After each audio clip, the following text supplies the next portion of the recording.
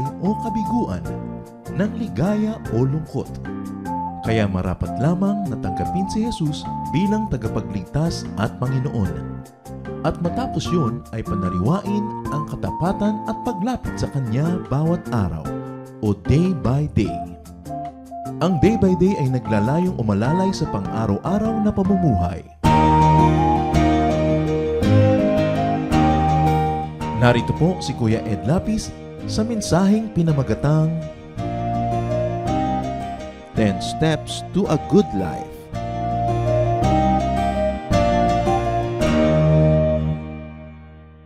Sa John 10:10, sinabi ng Panginoong Jesus, I came that you might have life and have it abundantly, have it to the full. So ang gusto ng Panginoon talaga para sa kanyang mga anak ay isang buhay na makabuluhan, masaya, maligaya, punong-puno ng mga kasiyahan. Good life is God's will for His people. Kaya isa sa mga talagang kahulugan ng paghahanap sa will of God is to have a good life. To have a good life is not something people should feel guilty about. In fact, it is a high act of worship because it is God's will for us. 10 steps to a good life. 10 mga hakbang para ang buhay natin ay lalong mapabuti at sa ating matamasa ang lahat ng magagandang pagpapalang inilaan ng Panginoon para sa atin. Salamat Panginoon dahil ito po ang gusto niyo para sa amin, a good life. Teach us. Teach us how to maximize the goodness, your goodness in our lives. Lead us, Father. As we gather before you, may you forgive us our sins, cleanse us, enable us to understand your message. Lead us. Be our speaker. In the name of Jesus, we pray with thanksgiving. Amen. Pag may sinabi natin a good life, we should minimize disadvantages, especially sickness. We should maximize advantages, especially health, and do the most good. That should be a life well lived. Eat sensibly. Isang step natin to a good life, kailangan matalino tayo sa pagkain. Because you are what you eat. Kahit ano ang ilagay natin sa loob ng ating bibig, nguyain at lunukin, magiging bahagi ng ating katawan, ng ating kalusugan, o magiging sanhi ng ating sakit. When to eat is very important. Ecclesiastes 10:17, Blessed is the land whose king is of noble birth, and whose princes eat at a proper time, for strength. So hindi kain na lang ng kain kahit kailan na lang merong tamang oras. At yung mga nag-aaral ng metabolism ng katawan ng tao, sinasabi talagang dapat merong regular time to eat. Whenever possible. And what do we eat? Sa kasimula pa lang, sabi sa Genesis 1:29, then God said, I give you every seed-bearing plant on the face of the whole earth, and every tree that has fruit with seed in it, they will be yours for food. Sa simula, ang original intention, ang gustong kainin ng Diyos ng mga tao ay halaman. Mga bahagi ng halaman, gulay, dahon, prutas. Kaya sila Daniel, nung sila ay gustong bigyan ng pagsubok, nung sila ay binihag sa Babylon, sabi ni Daniel sa kanyang tagabantay, Daniel 1:11-12, Daniel then said to the guard, Please test your servants for 10 days. Give us nothing but vegetables to eat and water to drink. Very sensible. Kasi kung ano ipapakain sa kanila na pagkain ng royal household, sabi nito mga bihag na Israelita, ang ipakain nyo lang sa amin ay gulay, ang ipainom nyo lang ay tubig, huwag na yung mga kung ano-anong inumin from the king's table. Hindi siguro may conviction ang lahat ng tao, o kaya hindi kaya ng lahat ng tao na maging ganito ka-strict sa diet. Pero alam natin, when you have a choice, what is a better choice to eat? Pag may kaharap kayong mga pagkain sa mesa, alam nyo kung alin ang mas mabuti talaga sa katawan. Kahit sa Biblia, yun ang sinasabi. Kahit yung mga health buffs, yun ang sinasabi. When you have a choice, importante, at inumin na lang daw tubig. Hindi ko ano-anong mga punong-puno ng mga sugar na mga iniinom, punong-puno ng alcohol, punong-puno ng kulay, mga soda, etc., etc., na nakakapag-increase ng blood sugar. Nagbibigay sa atin ng unwanted weight. Hindi kailangang umorder ng umorder. Sa restaurants, the waiters are trained to always ask you, ano po ang drink? Matubig. Kayo po ba si Daniel? Hindi. Ako si Abednego. Mahirap bang umorder ng tubig? At kung iinom nila lang ng tubig, health buffs tell us, mabuti, room temperature or warm. Nakakataba daw yung cold drinks sabi nila. At ang isang known fact sa science, when you drink cold drink, your body has to work hard to bring the temperature of what you drank to your body temperature bago niya ma-process. So papagurin niyo yung katawan niyo para painitin yung ininom niyong malamig. Kasi mainit ang katawan natin, bagay, kung ano yung body temperature mo, yun din ang yung iniinom. Leviticus 7:22-23, the Lord said to Moses, say to the Israelites, do not eat any of the fat of cattle, sheep, or goats. So alam niyo na, mga chicharon, mga sari-saring mga popis, mga sizzling sisig, mga kung ano-ano mga taba ng mga blah blah blah na masarap. Inutos na nga May mga utos sa Leviticus na hindi na effective ngayon, but dietitians will tell you effective pa rin to. Hindi naman lahat ng inutos doong tribal pa lang sila, ang tagal-tagal na ay effective pa ngayon, pero meron mga very effective pa rin, lalo yung may sense na dietary principles. So very importantly, you don't only choose what you eat, but do not overeat.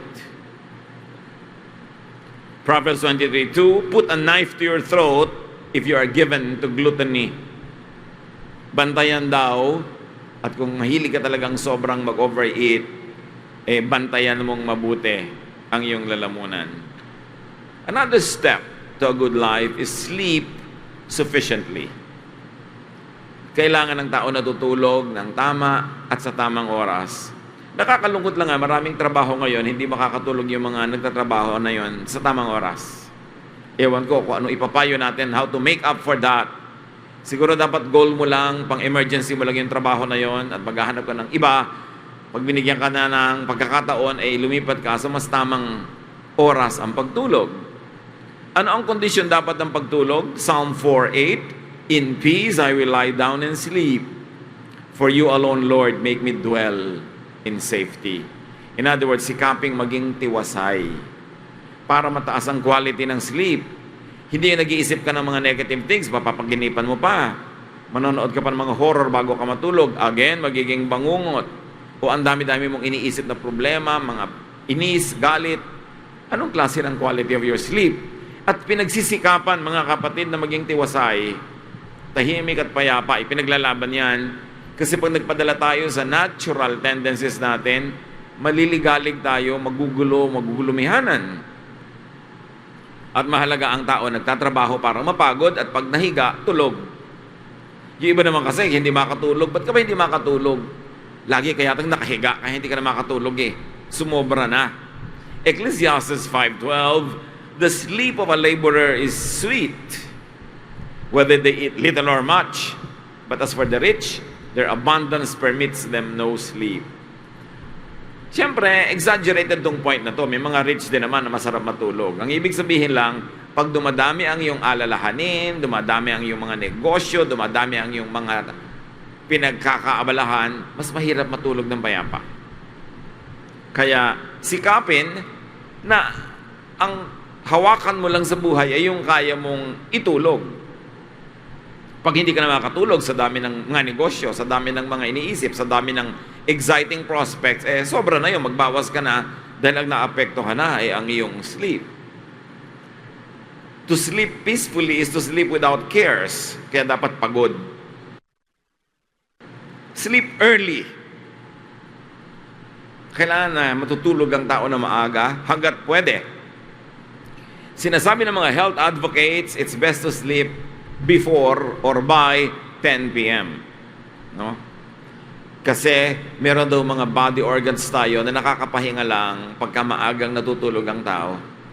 At pag hindi ka nakatulog sa ganung oras, hindi nakapahinga yung body organ mo yan that night. Bukas na uli siya may chance bumawi. Kung nagpuyat ka na naman, kaya napapansin nyo, ang mga lagi nagpupuyat, malakas tumanda. Mabilis pumangit ang pagpupuyat. Kasi talagang hinahanap ng katawan ng tulog at tulog na nasa tamang oras. Sleep early, but do not oversleep.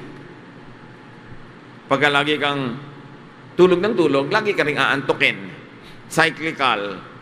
Proverbs 20:13, do not love sleep or you will grow poor. Stay awake and you will have food to spare. So hindi yung lagi nakatungangan, nakatihaya, tulog ng tulog, hindi kumikita, tapos gastos ng gastos, tapos kain ng kain. Ano mangyayari sa iyo sa buhay? Kaya kailangan enough sleep, enough work. How else do you have a good life? Think creatively. Kailangan quality ang ating iniisip, quality ang ating trabaho, quality ang mga ginagawa. Proverbs 22:29, do you see someone skilled in their work? They will serve before kings. They will not serve before officials of low rank. So may pagka ang isang tao magaling, mahusay, ang magiging mga kliyente niya magagaling at mahusay din. The best people always meet. Yung mga pinakamayayaman na magaling kumita, pinakamagagaling ang nagdadrive para sa kanila, pinakamagagaling ang nagmamanicure sa kanila, pinakamagagaling ang nagtitiklop ng kanilang mga damit, pinakamagagaling ang nagluluto para sa kanila, silang magagaling nagkikita-kita. So, galingan ng pag-iisip, taasan ang quality ng trabaho para you will fly with eagles. Kasi kahit naman super yaman, super sikat, kailangan din niya ng halimbawa ay magmamasahe sa kanya. So, siyempre, alam mo magmasahe sa kanya yung pangit gumawa. Siyempre, yung magaling din. Sila rin ang magkikita-kita. Importante yon. Ngayon, kung nagkataon na, nakasama ka na sa magagaling, natanggal ka pa, well, you know why. Siguro pang second class o pang third class lang yung service mo. Hindi yung ikaw. Kaya dapat strive to be your best. Do your best and be creative. Sa Ecclesiastes 1:13, sabi ni Solomon, I applied my mind to study and to explore by wisdom all that is done under the heavens. Matalino na nga, aral pa ng aral. Yung iba naman, hindi na nga katalinuhan, allergic pang mag-aral. Kukonti na nga ang alam, tinuturoan mo ng konti, nosebleed ako, ayaw na. Ang bilis-bilis sumuko.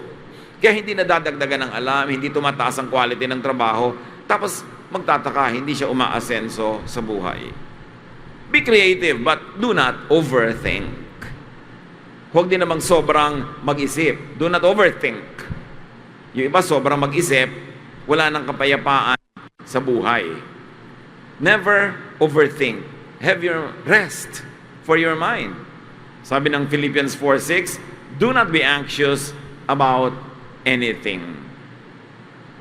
Pag-isipan mo pero huwag sobra. Pag panahon na matulog, iwan mo nang iniisip mo, it's a matter of discipline. At maraming mga hiwaga ang buhay, na hayaan nyo na lang manatiling hiwaga. Kaiisip mo, hindi mo rin naman maisip. Sabi sa Ecclesiastes 12:12, much study wearies the body. Nakakatuyo ng katawan, nakakatigang, nakakapagod ang sobrang pag-iisip at pag-aaral. And sometimes it is best applied in things that pertain to God. Sometimes the best theology is silence. Maraming mga bagay na hindi abot ng isip ng tao. Meron namang abot, yun ang abutin, pero yung mga hindi maabot, huwag nang pagpilitan. Leave it to God's mystery. Hindi naman kaya talagang lutasin ng tao ang lahat ng tanong niya tungkol sa Diyos. Kaya mapapagod ka lang, kuminsan hihina lang yung pananalig, makakagulo ka lang sa iba. Kung ayaw mong tingilan ng kaiisip ang lahat ng kabusisian mo na gusto mong maintindihan tungkol sa Diyos. How can a finite mind totally comprehend an infinite God? Imposible. Kaya merong tayong inaalam, yung kayang alamin, at merong ipinapasa Diyos na lang. Lalo yung mga issues na parang walang definite na sagot o maraming sagot at hindi mo malaman kung alin ang pipiliin mong sagot. Hayaan mo lang na nandun yun. Hindi mo kailangang solven ang lahat ng bagay. Another step to a good life is to work patiently. While you think and work creatively, you also have to work patiently. Malaki ang pagtitiyaga na kailangan para makapagtrabaho at kumita at para umasenso. Proverbs 14:23, all hard work brings a profit, but mere talk leads only to poverty. Pagka daldal lang ng daldal, walang kita doon. Pero sabi, basta pinaghirapan mo, makakatiya ka, may kikitain ka dyan. Kundi man agad-agad, nagkakaroon ka ng economic foundation, nakaka-create ka ng image, and sa mga business, nagkakaroon ka ng mga contacts, may bunga ang mabuting pagtatanim. Proverbs 12:24, diligent hands will rule, but laziness ends in forced labor. Marami nagrereklamo. Bakit yung mga dating mahihirap, sila na ngayon ang mayaman? Sila na ngayon ang mga amo, palibasa masisipag. Wala namang biglang yayaman ang hindi masipag. Liban na lang nagsugal at biglang nanalo, pero na-maintain ba naman nila yon? Yung napanalunan. Huwag kainggitan yung nakikita nating ginhawa ng mayayaman. Balikan, sundan ang landas na tinahak nila kung paano sila nakarating doon. Kung ano mga hirap ang kanilang mga dinanas at anong pagtsatsaga ang kanilang dinaanan. Pagka talaga masipag ka, magiging ending ikaw ang amo. Pag tamad ka, hindi ka creative, walang kwenta ang ginagawa mo, habang panahon na utos-utosan ka na lang. Hindi ka umaasenso. Sa bagay, ang lahat naman utusan, kahit nga executive sa malalaking company, utusan din yun dahil may boss pa rin yun. Pero ang mahalaga, umaangat naman yung lagay mo sa buhay at mas iginagalang ka naman ang habang nagtatrabaho. Wala namang taong walang amo. Di ba kahit nga presidente ng bansa may boss? Ganun talaga. Pero ang point, umaasenso ka ba? Dumadami ba ang naiuwi mo na profit from your labor? It's important to work creatively and to work patiently and to work well. It is a ticket to good life. Good life is not something that falls from heaven. It is earned. And behave decently if you're going to have a good life. Decente, marangal, magalang, kagalang-galang. Romans 13:13, let us behave decently. Attract decency. Kung ano, ang kilos ng mga tao sa atin, malamang yun lang ang ini-inspire natin sila na gawing kilos. We attract attention. But do you attract negative attention? Do you attract respect or disrespect? Kailangan yung kilos natin, ang ating na aakit ay magandang pagtingin, magandang impression, magandang behavior sa mga tao. And part of behaving decently is talk softly. And we're talking in terms of volume. Kailangan pagka nag-iisip ng tao, hindi mo maabala dahil ang lakas-lakas ng bibig mo. At merong isang dapat balikan ngayon ng mga tao, palibhas at wala ng good manners and right conduct na subject sa schools, is in public places, talk softly. Bakit? Pumapasok yung boses mo sa tenga ng mga hindi mo naman kausap, you're invading their privacy. Ang dami ngayon mga empleyado sa mga high-rise buildings, walang modo, nasa elevator, daldala ng daldala na parang nasa sala nila. May kausap, dalawa sila o tatlo ang dadal-dal-dal. Yung mga ibang tao, tahimik, pumasok na yung boses sila sa tenga ng iba. Kawalang galang yon dahil yung anong ginagawa ng boses mo sa loob ng tenga niya? Hindi ka naman niya gustong pakinggan. Kaya mga dissenting tao, pag nag-uusap sa elevator, pabulong, or sandali lang naman yun, liban na lang 300 floors yung aakyatin mo, mano bang manahimik ka na lang muna, mamaya ka na magsalita? Lalo lamang nabubunyag ang kawalan ng saysay ng mga iniisip ng tao pag malakas sila magsalita. Dapat talk softly. At yung quality, yung content ng pinag-uusapan, napakahalaga yan kung magiging successful tayo sa buhay at magkakaroon ng good life. Proverbs 15:1, a gentle answer turns away wrath, but a harsh word stirs up anger. Pag gentle kang sumagot, either sa volume, sa speed ng boses, o yung content ng sinasabi mo, hindi magagalit sa iyo ang iyong kausap. And it is always to your disadvantage, maybe to your peril, pag nagalit sa iyo ang kausap mo. Kahit hindi mo siya boss, kahit hindi mo siya kilala, kahit kung sino lang siya dyan, nagalit sa iyo, kung sinaksa ka bigla. Kung may ginawang masama sa'yo o pinagbalakan ka, huwag na huwag kang manggagalit ng tao. At pinakamabilis manggalit ng tao ay mga sakit na sa salita, mga masasakit na salita. Yung nakaka-insulto, yung nakaka-challenge. So, a gentle answer turns away wrath. you will have a good life, you must know how to have a gentle answer, even to harsh questions. Do not return evil for evil. Hindi mo kailangang patulan ng mga tao kung wala silang modo, kung sila magaspang. Hindi mo rin kailangang maging katulad nila. Lalong-lalot may pinapahalagahan kang buhay, pangarap, plano. Ipoprotect mo yun na bigla na lang nalagot ang buhay mo dahil nakipag-away ka sa walang kakwenta-kwentang bagay. Proverbs 25:15, through patience, a ruler can be persuaded, and a gentle tongue can break a bone. Pag daw magaling ka magsalita, maayos kang magkorte ng iyong dila, kahit mga pinuno, kahit mga leaders, kahit mga mahala, ay pwede mong mahikayat na isipin o gawin ang ipinapaisip o ipinapagawa mo sa kanila. At kung gusto mo talagang bumali ng buto, ang gagamitin mo, hindi pamalo, hindi karahasan, kundi dahan-dahan, malumanay na salita. Yun ang talagang effective. Kasi yung nasasaktan sa dahan-dahang pagsasalita, yun ang tinatablan ng hiya. Yun ang nakakapag-isip-isip. Pero yung nagalit, dahil galit ka rin, hindi tinatablan yun. Nagiging defensive at magiging offensive, and it could be dangerous for you. James 1:19, everyone should be quick to listen, slow to speak, and slow to become angry. Yung slow to speak, hindi naman yung halika dito. Hindi naman ganun, no? Ibig sabihin lang, hindi ka agad-agad nagsasalita, nag-iisip ka muna. Pero pag nagsalita ka na, normal speed na. Pero huwag bubuka agad ang bibig, lalo galit. Kasi pag galit ka, pwedeng may masabi kang pagsisisihan mo. Bagamat may mga tao kung hindi ka pa nanggagalaiti, hindi tatablan, pero mas mabuti, especially when in doubt, to hold your peace. Do not hurt feelings. If you are going to have a good life, dress smartly. Hindi ka magkakaroon ng good life kung mukha kang basahan o mukha kang tiriringgay. Kailangan dress smartly. Whether you like it or not, sinusukat ka ng tao sa itsura mo.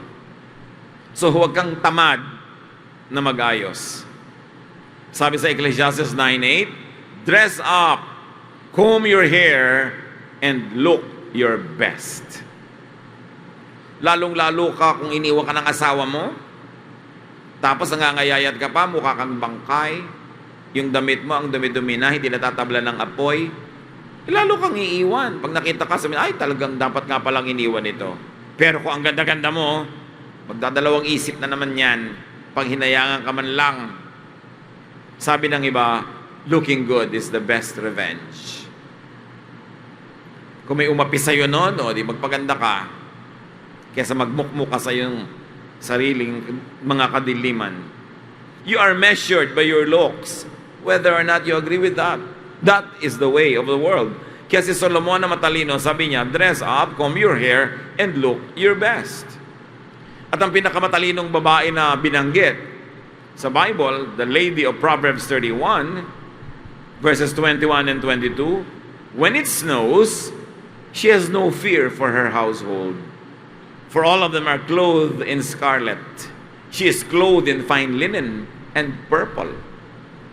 Sabi itong babaeng matalinong ito, na blessed na babaeng ito, maayos ang pananamit, tama, angkop sa panahon. Pag maginaw, may pangginaw. Pagka mainit, meron siyang mga maninipis sa kasuotan lamang at finest material. At hindi dahil siya ay nanghihingi. Dahil magaling siya magnegosyo, magaling siya maghanap buhay, magaling siyang kumita. Ang mga tao ay para mga pagong, sabi nga ni Jose Rizal, inuuri tayo sa ating talukab. So kung ano yung shell mo, yun ang nagiging value mo. Kaya alagaan ang sarili.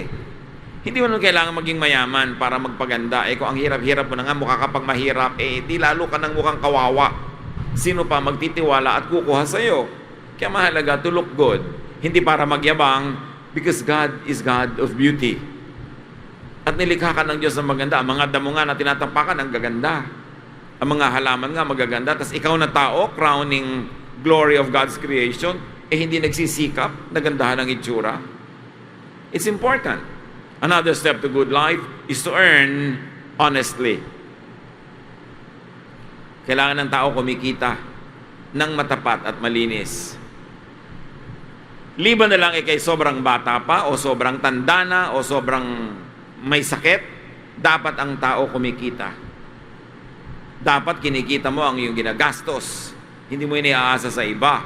That is how to have a good life, not at the expense of others. Sa Acts 20, 33 to 34, sabi ni Paul, who was a missionary, I have not coveted anyone's silver or gold or clothing. You yourselves know that these hands of mine have supplied my own needs and the needs of my companions.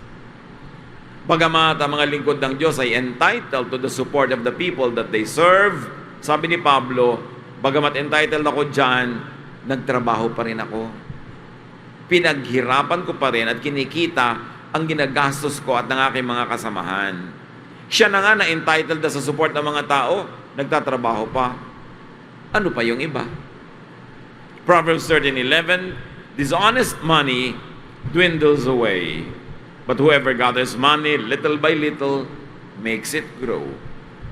So yung mga biglang yaman na mali ang paraan, easy money, nawawala din agad.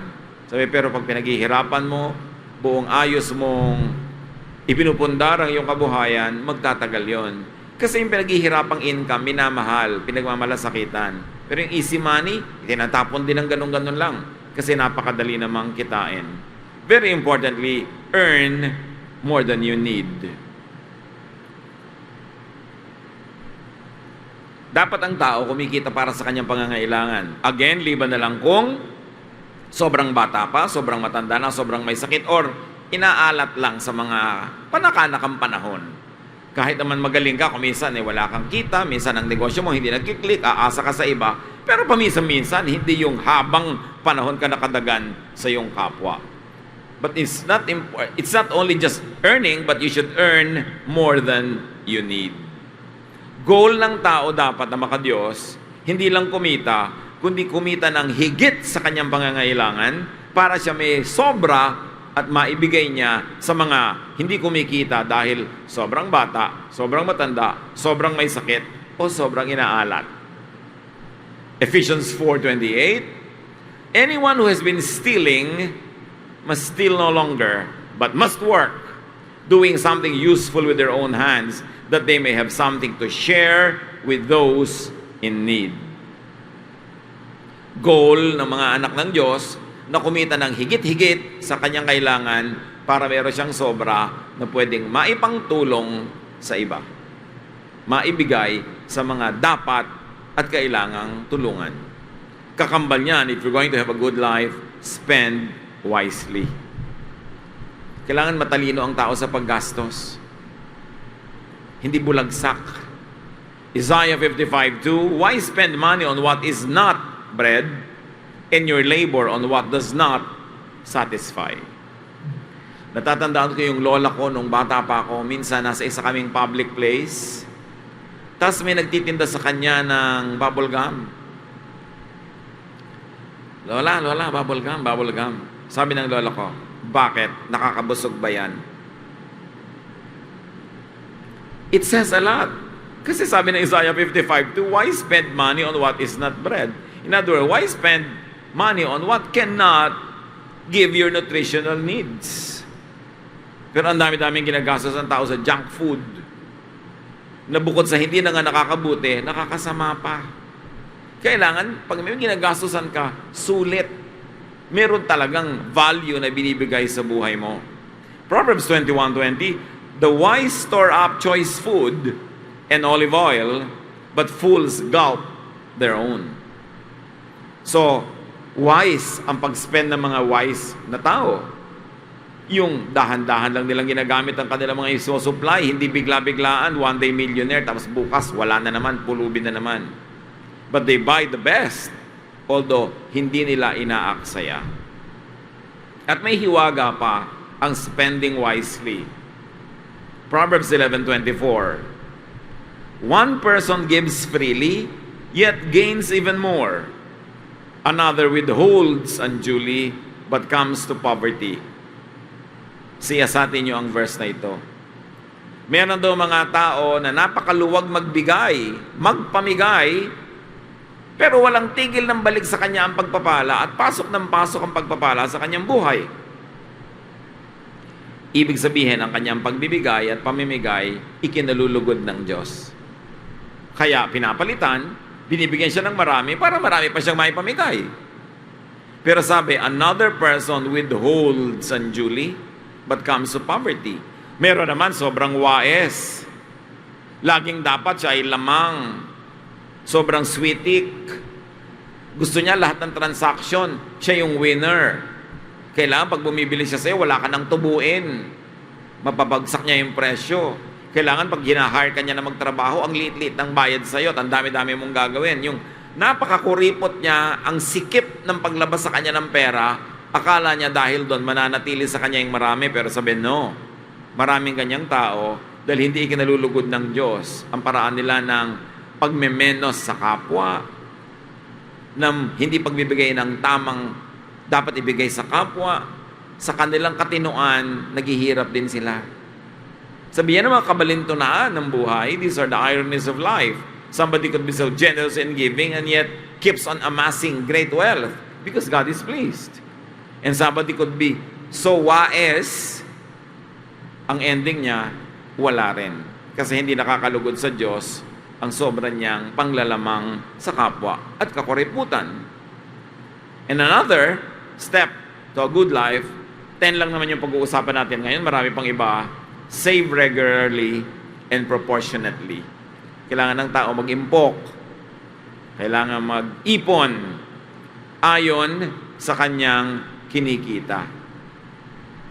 Sabi ng iba, maganda daw na nai-save ng tao at least 10% ng gross income niya. Meron nakakasave pa more. Meron naman kulang na kulang. Pero yung ideal is that people should be able to save at least 10% of what they make. 1 Corinthians 16:2, on the first day of every week, each one of you should set aside a sum of money in keeping with your income, saving it up. Of course, this one, ang context nito is going to be donated to the needs of the church. But the idea applies to all other aspects of our lives, that there must be a regular, scheduled way to save. Kasi dumadating ang mga pangangailangan, hindi mo alam. Pagka zero balance ka o negative pa nga, paano kung biglang may dumating pang extra needs? Proverbs 10:5, he who gathers crops in summer is a prudent son, but he who sleeps during harvest is a disgraceful son. Ang tao daw na gumagawa ng pera, kumakayod ng income sa panahon na pwedeng kumita, tulad nito, summer, ay mabuti. Kapuri-puri. Pero yung panahon ng pagtatrabaho, panahon para kumita, wala man lang ginawa para maghanap buhay, kahiya-hiya daw yung ganon. At syempre, pag in-extend natin sa buhay natin yung schedule na yan, summer could be the best years of your life, your youth. Na habang malakas ka pa, kumikita ka pa, dapat marami ka ng kitain at may maipon. Kasi hindi lahat ng oras sa iyong buhay ay ganon. Darating ang iyong pagtanda na hindi ka na malakas, o baka hindi ka pa katandaan, magkasakit ka, hindi ka na rin kumita, wala ka malang naipon, wala ka na isubi, wala kang mabuting naitanim sa puso ng kapwa, ano ngayon ang aasahan mo? Kaya mahalaga na tuwing may pagkakataon, tayo ay lumilikha ng income. With God's help, good life could be achieved, but it is earned and it is deserved. Enjoy a good life by living under godly, wise, and positive principles. God wants you comfortable. Gusto ng Panginoon ay maginhawa tayo sa buhay, higit pa sa pangangailangan ng ating tinatangkilik para meron tayong maibigay sa kapwa. But we've got to be wise. Make the most of time. Kailangan huwag magpalampas ng pagkakataon. At napakahalaga kung natin dadagdag ang matitinong tao sa mga panahon na ito, dapat may mga insurance. Although, siyempre, pinipili mo dahil baka ka ma 1, 2, 3, baka mapeke ka, matakbuhan, but with prudent choice, dapat may insurance ka. Sabi mo, wala na nga akong pera, mag-i-insurance pa. Mas wala kang pera, mas dapat may insurance ka. Kasi paano kung nagkasakit ka, na hospital ka? Mabuti kung may ibebenta kang kalabaw o bahay. Kung wala, anong gagawin mo? Mamamatay ka na lang unti-unti dahil hindi ka man lang makabili ng kailangan mong panggamot. Dapat ang tao may insurance. Sasabihin ng iba, ay, bahala na ang Diyos. Binigyan ka ng Diyos ng utak para ka mag-isip. Kasi maraming godly people na walang insurance, nagkakasakit din at namamatay sa sakit. Hindi naman sila pinaghihimalaan.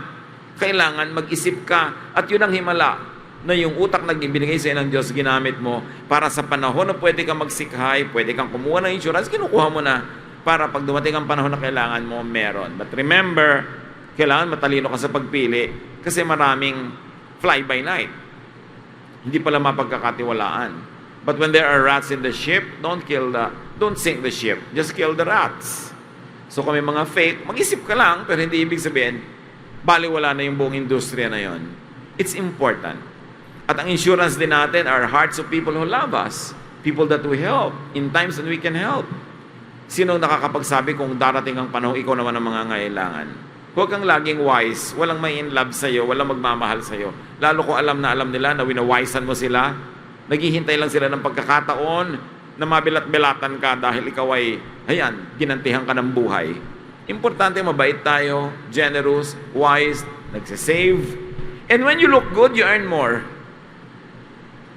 Pag kami mga nag-a-apply sa trabaho, ang kinukuha na nila, kung pare-pareho lang yung skill, the one who looks better. At hindi lang yung natural ganda ang pinag-uusapan, yung damit pananamit mo, yung pagdadala mo ng sarili, that you talk well and sensibly, very important. Hindi gusto ng Diyos na tayo magikahos. Hindi niya gusto magdusa tayo, pero kailangan tayo makipag-cooperate. We must use the brain that God gave us so that we could get the most out of life and give the most to life. Dear God, we thank you that you're interested in our lives. Hanggang kalit-liit ang mga bagay na ganito, meron pang turo sa Biblia. Turuan mo kami, Lord, pahalagahan ang mga pinag-aralan ngayon, maipamuhay, at sa mga bahagi ng aming pang-araw-araw na buhay na ito'y nagaganap na, salamat po. May you teach us how to even improve. Lead us. Teach us so we can have a good life, and when enjoying a good life, we can help others also have better lives. Pagbulay-bulayan natin, mga kapatid, ang mga kahulugan nito sa ating practical na buhay.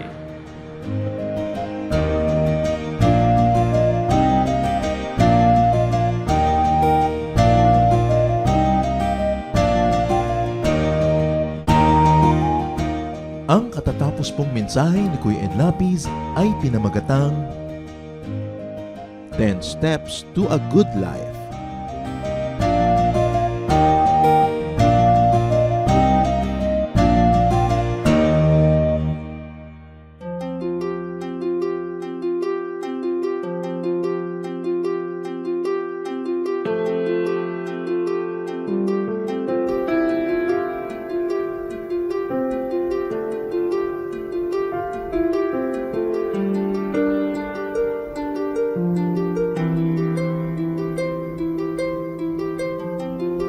Panginoon, ang sabi niyo sa akin, lumapit lang sa inyo. Ibig ko'y tiringin, pasanin ay aalisin. Lahat ng kabigatan ng isip at katawan, ilalagak ko na sa inyong kantungan. Nais kong madama haplos ng iyong kamay. Paghako sa damdamin, sinisiklop ng buhay. Nais kong madama init ng iyong yakap. Sa sandaling ito, hanap ko ay pagliliyab.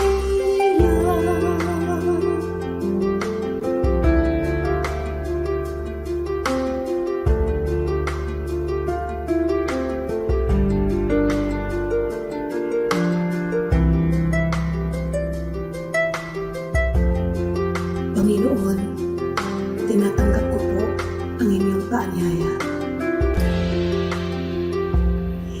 Dito sa piling mo, nais kong magpahinga. Ang pagod kong puso, naghahanap ng ligaya. Lapatan mo nas, bigyan ng pag-asa. Nais kong madama,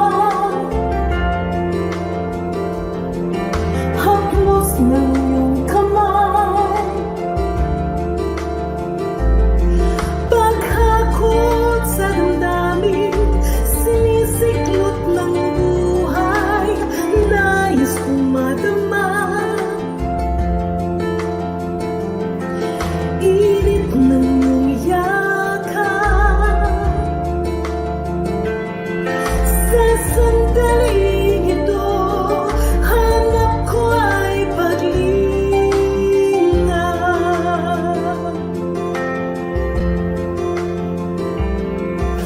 Narito ako ngayon, ituloy mo sa bisig ng iyong pagmamahal. Nais kong madama, haplos ng iyong kamay. Paghakot sa damdamin, sinisiklot ng buhay. Nais kong maduma, init ng iyong yakap. Sa sandaling ito, hanap ko ay pag-ibig. Nais kong madama, haplos ng iyong kamay. Paghakot sa damdamin, sinisiklot ng buhay. Nais kong madama, init ng iyong yakap. Sa sandaling ito, hanap ko ay paglinga.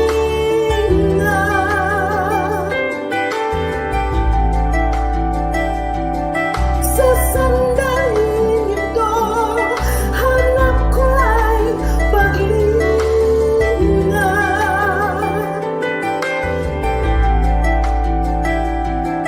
Sa sandaling ito, hanap ko ay paglinga.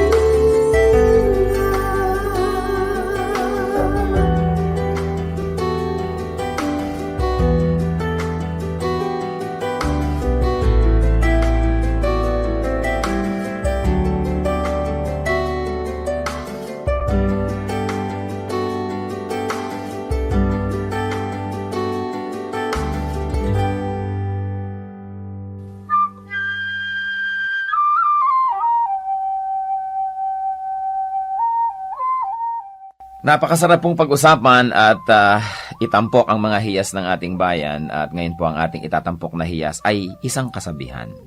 Ang mga kasabihan po ng ating bayan ay talagang tunay na hiyas sapagkat kailangan ng katalinuhan, ng damdamin na malalim at ng bukas na kaisipan upang sa pang-araw-araw na buhay ay makakita ng mga batas ng buhay, generalizations in life na maaaring mai-apply natin sa pang-araw-araw at pangkalahatang mga kalagayan natin.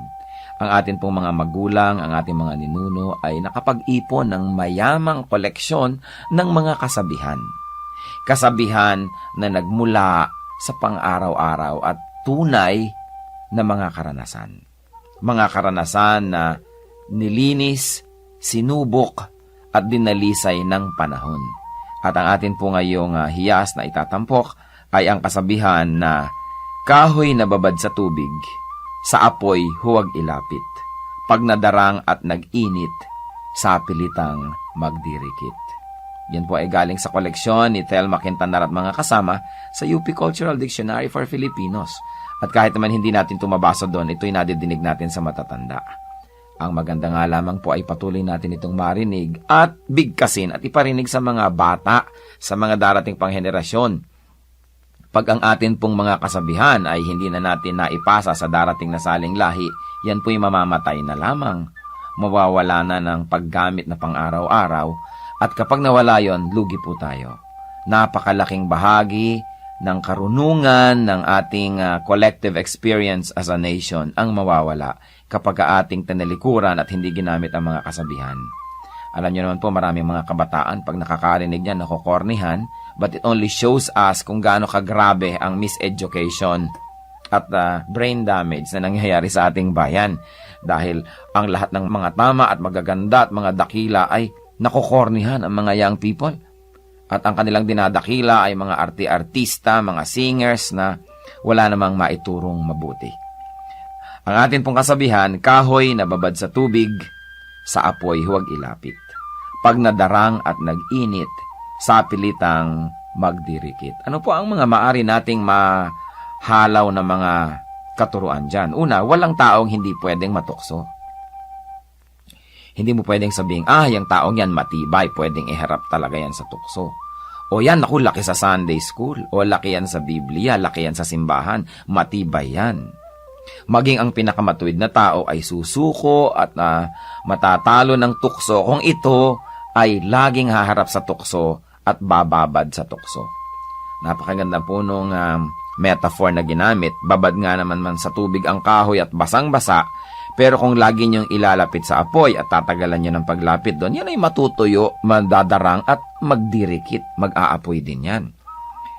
Kaya huwag po tayong pakasisiguro. Sabi rin nga sa Bible, ang tao daw na kung kailan sa palagay niya ay napakatibay niya, napakagaling niya, kung kailan sa palagay daw niya ang tao ay hindi matutumba, ay doon mag-ingat sapagkat malapit siya sa pagtumba.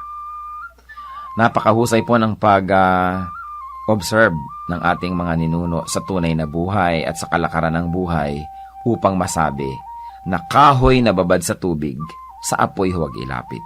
Pag nadarang at nag-init, sa pilitang magdirikit.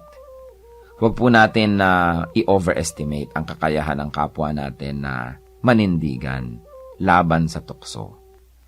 Kaya iiwas po natin ang ating sarili, ang ating mga mahal sa buhay, sa mga sitwasyon na maaari silang matukso. Maski gaano kalaki ang pagtitiwala natin sa kanila at sa kanilang nakaraan, maski gaano pa kalaki ang ating pananampalataya na sila'y magiging matibay, makabubuting iiwas sila o ang ating mga sarili sa tukso. Hiyas ng ating bayan, kasabihang, kahoy na babad sa tubig, sa apoy huwag ilapit. Pag nadarang at nag-init, sa pilitang magdirikit. Sa inyo po, Panginoon, lapat itong aking loob na sumilong at pasakop, makisuno at sumukob. Sa tuwing kayo'y lalapitan ay lagi nang gumagabay, taus-pusong lumilingap sa bawat pusong sugatan. Kabutihan niyong matapat, bukas palad kung magbigay, kahit ang tulad kong abay, walang patagong anuman.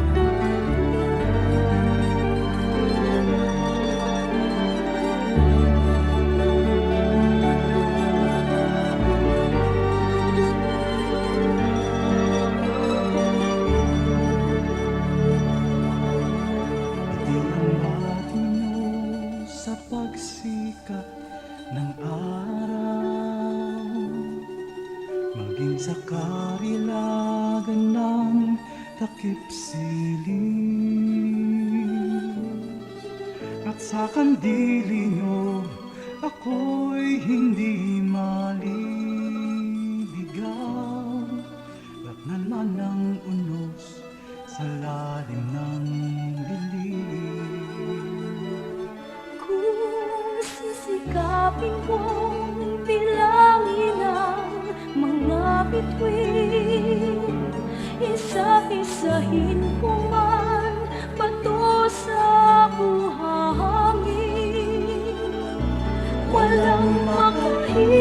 higit sa lawak ng iyong pagtingin, sa kalinga niyo pagmamahal sa akin. Hallelujah, Hallelujah, Hallelujah, Hallelujah, Hallelujah, Hallelujah,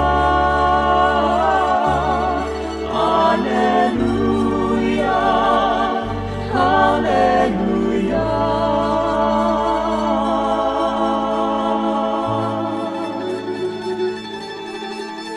Aming nais ko'y purihin ka sa magdamag.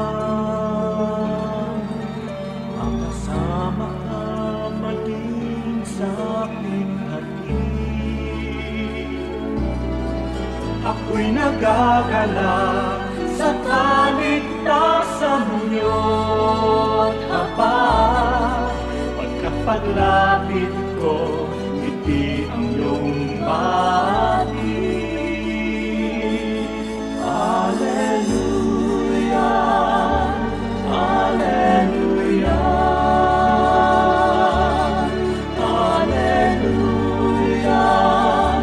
Hallelujah,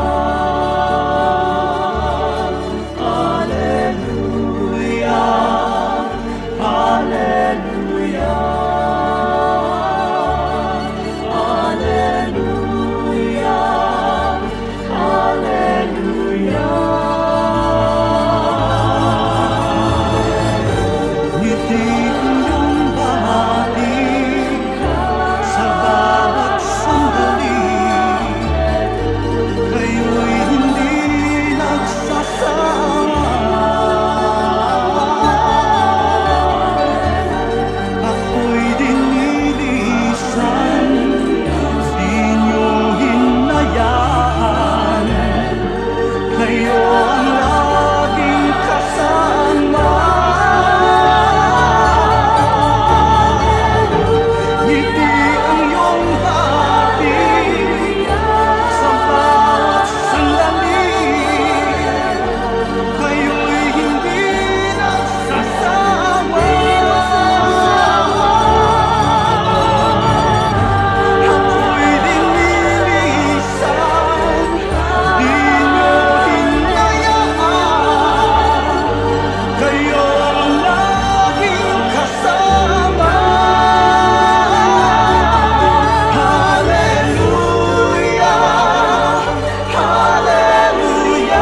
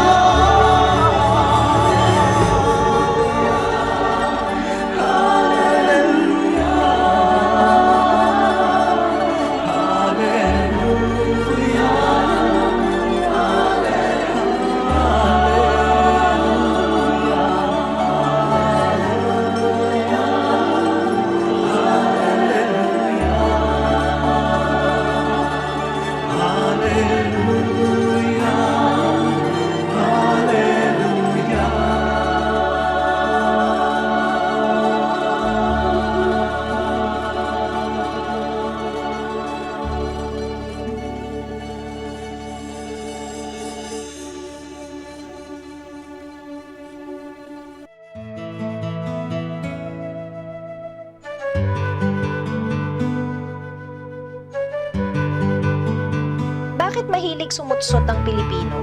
Hindi ba ito'y kabastusan? Nagiging bastos lang siguro yan pag tinignan mo from a Western ethical standard. Kasi ang problema sa mga Pilipino, pati yung ating concept ng right and wrong, bastos at hindi bastos, hinihiram natin sa foreigner. Halimbawa, sa Chinese, di ba, pag kumakain ka, kailangan may tunog pa. ganyan. Dahil ibig sabihin yan, it's a compliment to the cook and to the host. Nasasarapan ka. Pero bad manners yun sa Western table. Pag sinabi natin bad manners, good manners, tatanungin mo, sinong may sabi? Kanino galing yung standard? I think ang talaga lang bad manners, yung pagka nakakasakit ka ng kapwa. No?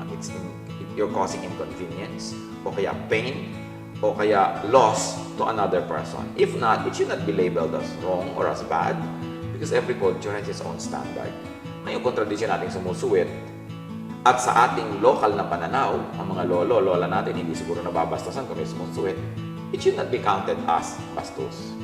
However, because it is undeniable and inescapable that we are also now governed by Western ethical standards, mas mabuti sigurong huwag ka na lang nagsususuwit lagi, lalo kung may ma-offend na iba na pala yung pananaw niya.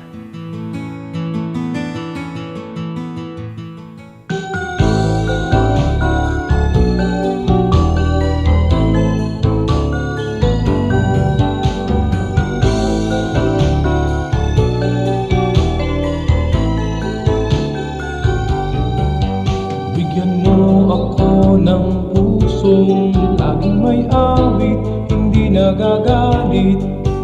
At ituro mo sa aking buhay kung paano umibig sa aking kaaway.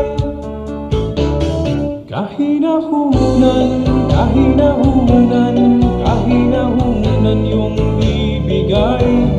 Kahinahunan, kahinahunan, bunga ng espiritong buhay.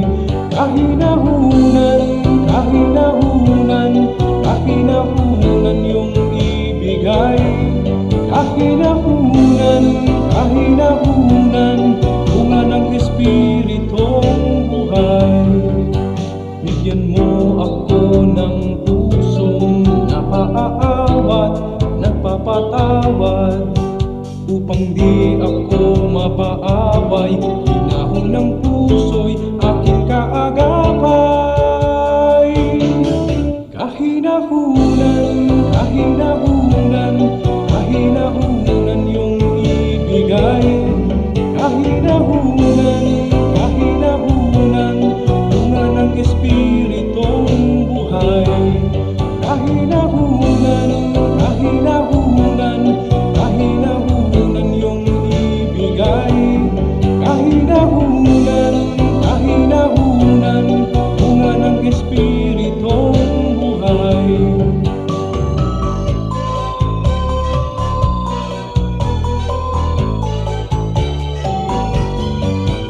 kahinahunan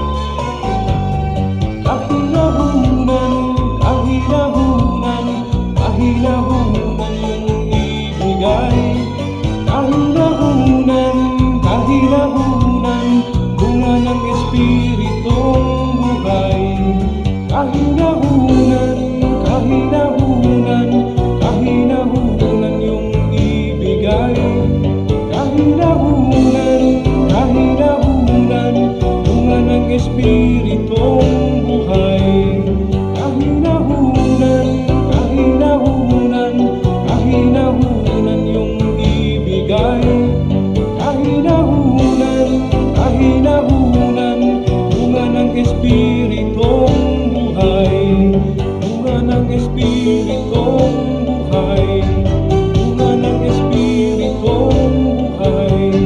Bunga ng espiritong buhay.